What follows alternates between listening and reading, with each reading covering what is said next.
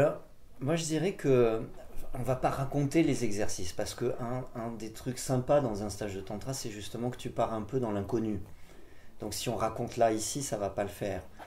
Ça va t'empêcher de, si tu viens un jour faire un stage de skydancing, ça va t'empêcher d'avoir cette idée, cette histoire de découverte. En revanche, ce qu'on peut dire, c'est que dans un stage de tantra, euh, on n'apprend pas plus que ce qu'on apprendrait dans la vie. Simplement, c'est un hyper concentré.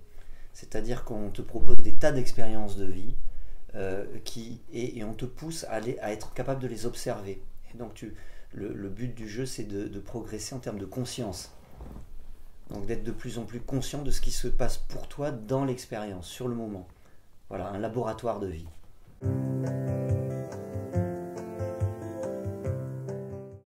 Oui, parce qu'en fait, tu es amené à... Bon, tu as des exercices que tu fais seul, tu as des exercices que tu fais à deux avec quelqu'un, à plusieurs. Donc, tu es en permanence convoqué dans le fait de regarder comment tu interagis, dans le fait qu'on te met au milieu d'une proposition que tu n'as pas anticipée. Et du coup, c'est un formidable moyen d'aller regarder comment... tiens, mais qu'est-ce qui se passe pour moi finalement? C'est parce que en permanence, nous, on va essayer d'aider les gens à ce qu'ils prennent conscience de ce qui se passe en eux et avec cette spécificité dans le tantra, c'est qu'on est au cœur de l'expérience physiquement. On n'en parle pas, on la vit.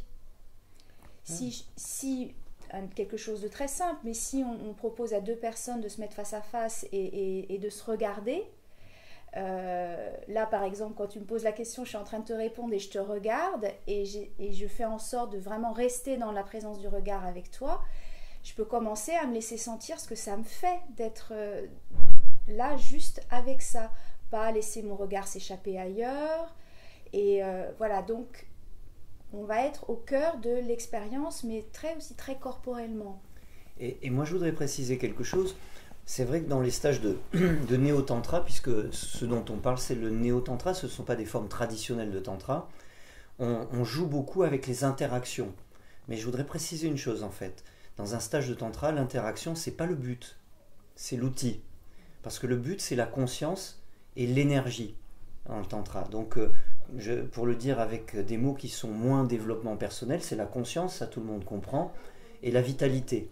Donc là où on va aider les gens, c'est à progresser par rapport à ces deux grands paramètres. Shiva, c'est la conscience, Shakti, c'est la vitalité, c'est l'énergie. Et donc, on crée des expériences avec beaucoup d'interactions parce qu'évidemment, il n'y a rien de plus fort que l'interaction pour créer des émotions. Et ces émotions, quand on les observe, on comprend peut-être un peu mieux comment on fonctionne. C'est ça un stage de tantra.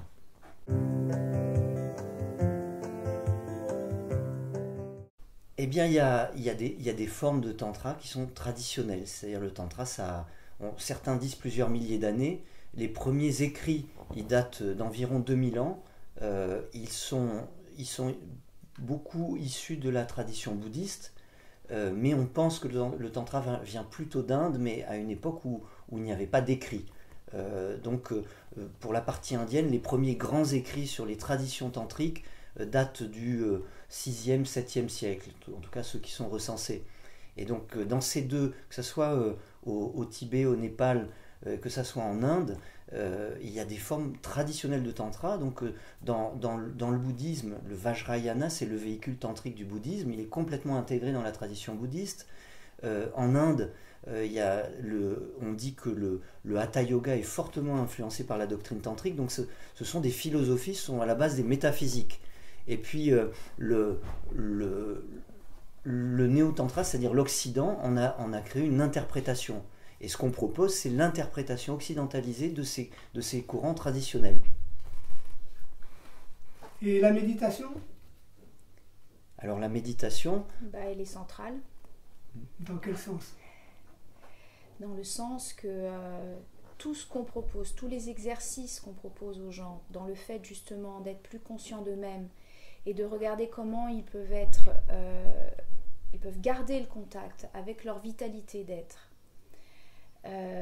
c'est pour qu'ils puissent peut-être gagner en fluidité, moins se sentir dans le fait que la vie leur fait vivre telle situation et je me ferme, ou la vie me fait vivre telle situation et ça me met très fort en émotion, etc. Donc comment je vais gagner en fluidité tout en restant profondément vivant pour que du coup je puisse me poser, pour que je puisse entrer en méditation, c'est-à-dire pas forcément rester en position silencieuse 24 heures sur 24, mais comment je peux emmener la méditation, l'état de méditation dans ma vie, c'est-à-dire être posée, fluide, aussi fluide que possible avec ce que j'ai à vivre dans mon quotidien, que je sois dans ma famille avec mes enfants, que je sois face à une situation stressante dans mon travail. Comment je vais pouvoir être plus posée physiquement, plus aérée, j'ai envie de dire émotionnellement, comment ça peut être plus tranquille sur un plan mental, psychique. On n'a pas d'autre but que ça, c'est d'emmener vers cet état-là.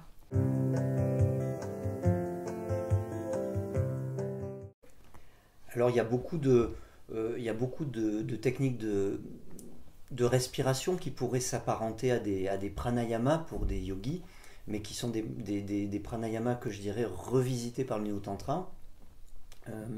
Donc ça, c'est une technique, disons, de préparation à la méditation, parce que finalement, la méditation, ça n'est que cet état de silence intérieur qui nous permet d'observer notre vie. Donc là, je rejoins Laurence. Pour moi, la méditation, c'est comment j'arrive à cet état où je suis en permanence en observation de moi dans l'existence et en tranquillité. Tu sais, il y a un maître indien, Osho, qui lorsqu'il a commenté les textes tantriques de la tradition bouddhiste, je pense au chant de Mahamudra, il a repris et beaucoup utilisé cette idée d'être comme un bambou creux. Je suis comme un bambou creux et je me laisse traverser par la vie. Et pour moi, l'état méditatif, il est à cet endroit-là. Par rapport toujours à ta question sur les types de méditation, on est amené aussi dans un stage de tantra à utiliser certaines des méditations justement créées par Osho. Donc toutes ces méditations actives. Des méditations actives et dont il a des méditations actives dont Osho disait qu'il lui estimait qu'elles pouvaient être plus appropriées pour les occidentaux que nous sommes. Et en n'oubliant pas non plus l'objectif qui est qu'on s'active, on se met en mouvement pour pouvoir peut-être approcher plus facilement l'état de méditation qui est celui où on n'a plus besoin de faire quelque chose. Alors l'école Skydancing Tantra, c'est l'école qui a été fondée par Margot Anand il y a à peu près une trentaine d'années. Alors elle fédère autour d'instituts. Donc il y a un institut aujourd'hui, dans les instituts actifs, il y a un institut en Allemagne, il y a un institut en Suisse allemande, il y a un institut francophone avec lequel Laurence et moi collaborons, et puis il y a un institut aux États-Unis, en Californie. Donc Margot a créé tout ça, et ces instituts, ils ont vocation à organiser ce qu'on appelle le TEL, c'est-à-dire c'est une formation sur... ça dépend des continents, en fait, entre 3 et 6 semaines. Et là, je ne vais pas entrer dans les détails. En France, c'est une formation sur 6 semaines.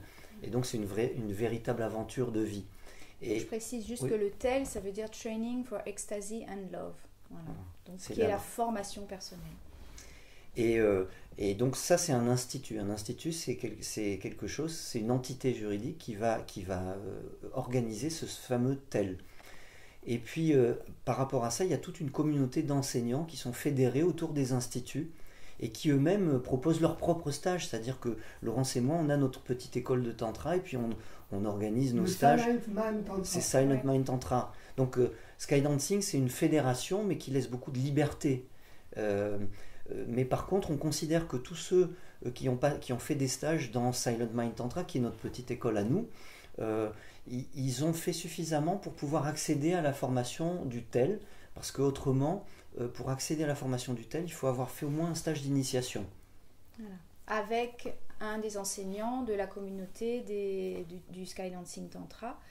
Donc pour se familiariser avec l'approche de cette école. Et donc après, on peut accéder avec l'aval de ce teacher, de cet enseignant, on peut accéder à la formation personnelle, dans laquelle on entre soit de façon préférentielle au premier module, qu'on appelle des cycles chez nous, au premier cycle, et on autorise quelquefois des entrées au deuxième cycle. Et après, cette formation personnelle, elle est fermée, c'est-à-dire que donc, en France, elle est sur 6 cycles, 6 semaines, étalées sur 2 années.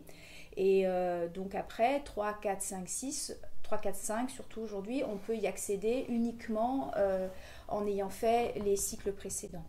Donc soit dans une même promotion, soit si pour X raisons on ne peut pas tout faire dans l'enfilade, il y a quelquefois des gens qui ont fait des premiers modules sur une promotion précédente et qui vont réintégrer. Mais néanmoins, tout le monde a toujours le même passé, mais fait les mêmes cycles. Donc c'est en ce sens où cette notion de... Certes, ce n'est pas une formation professionnalisante, mais il y a quelque chose de chouette en même temps dans ce terme de formation personnelle, même s'il peut porter quelquefois à une petite confusion, c'est que les gens partent dans un voyage commun, en fait, sur 6 semaines.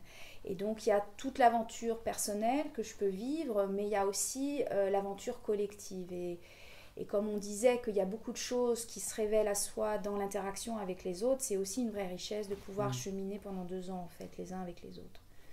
Et alors, il y a donc tout un tas d'enseignants qui sont fédérés autour de chaque institut et qui ont une grande liberté pour à la fois utiliser les pratiques qui ont été créées par Margot Anand, mais aussi créer leurs pratiques du moment qu'ils respectent la charte éthique et l'état d'esprit de Skydancing. C'est Margot, Laurence et moi. Parce que nous, on a un rôle un petit peu particulier dans Skydancing aujourd'hui, c'est-à-dire que on est à la fois employé de l'Institut francophone, en tant qu'enseignant, puisqu'on anime les stages, à nous deux, on est présent sur 5 des 6 semaines de la fameuse formation du TEL. Mais en même temps, Margot nous a confié un rôle de coordination à l'échelle mondiale des différents instituts. Donc il y a une double casquette en fait. On a un rôle de supervision. Par exemple, en ce moment, on supervise la formation pour enseignants qui a lieu aux États-Unis. Et à l'issue de cette formation pour enseignants qui a lieu en ce moment aux États-Unis, qui va terminer en avril, on va certifier un certain nombre de nouveaux enseignants de tantra. Et la décision sera prise par le directeur de l'Institut aux États-Unis, Laurence, Margot et moi. Donc c'est un espèce de board, de comité d'administration qui va entériner les nominations. Et ça sera pareil en Europe. Il y a une formation pour enseignants qui commence ici au Hameau de l'Étoile à la fin de l'année, en septembre plus précisément. Et au bout de 2 ans de formation, on va décider parmi la promotion des futurs enseignants un certain nombre qui pourront rester fédérés dans la famille de Skydancing. Sachant que les autres, ils auront fait leur formation, ils ne seront pas forcément certifiés Skydancing, mais après, rien ne les empêche d'animer de leur côté des stages de tantra en leur nom. Voilà, c'est comme ça que ça fonctionne. Donc c'est un système qui est assez libre, Skydancing. Et le tantra en général, c'est pas réglementé aujourd'hui. Quelqu'un qui est plombier actuellement peut s'instituer enseignant de tantra, et peut-être qu'il y en aura des très bons. Ça marche aussi comme ça. Alors, ce qu'on demande aux gens qui sont affiliés au Skydancing Tantra, c'est de pouvoir proposer au moins 3 stages dits d'initiation par année, qui sont donc des stages en général assez courts, pour que des gens puissent venir découvrir le Skydancing Tantra. Et voilà, après, ils peuvent proposer ce qu'ils veulent, plein d'autres choses. Et d'ailleurs... pour moi, c'est aussi une façon de rendre hommage à Margot qui, à cet endroit-là, a toujours laissé de la liberté en fait aux gens. C'est-à-dire que moi, c'est une des raisons pour lesquelles je suis ici en lien avec cette école, c'est que j'ai senti que je pouvais exister avec ma couleur d'enseignement, et que voilà, et que quand on quand on propose certains modules de la formation telle, il y a des pratiques qui ont été créées par Margot, mais rien n'empêche aussi d'apporter sa propre couleur. Et donc voilà, donc ça c'est valable aussi pour n'importe quel enseignant au sein du Sky. Et moi, je voudrais ajouter que Margot, c'est une pionnière dans cette histoire-là. En fait, le néo-tantra, ça a une trentaine d'années. Alors, et il n'y a pas que Margot qui a ramené ça en Occident, mais elle fait partie des gens importants qui ont lancé ça. C'est-à-dire qui ont réalisé cette espèce d'interprétation occidentalisée de la tradition tantrique. Et aujourd'hui, quand tu regardes dans le paysage du tantra, que ce soit en France, en Suisse, en Allemagne et même aux États-Unis, il y a peut-être deux tiers des gens qui enseignent aujourd'hui qui sont passés à un moment ou à un autre de leur parcours par le skydancing. Et c'est une belle aventure, c'est aussi une famille. Et moi, je veux aussi rendre hommage à ce côté pionnier de Margot, que pour ceux qui connaissent la danse contemporaine, je qualifie quelquefois de Pina Bausch du néo-tantra.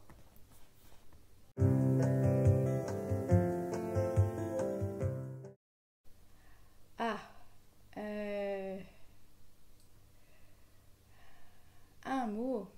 Un mot.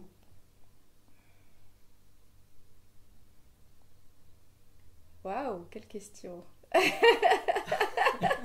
Tu veux que je réponde pour moi? Comme ça, je te laisse le temps de réfléchir. Vas-y, réponds. Ou de sentir. Ouais, vas-y. Moi, celui qui m'est venu tout de suite quand tu as posé la question, c'est vivant. Ok. Laurence? Moi, c'est accueil. Ouais, accueil. Okay. J'aime ce mouvement.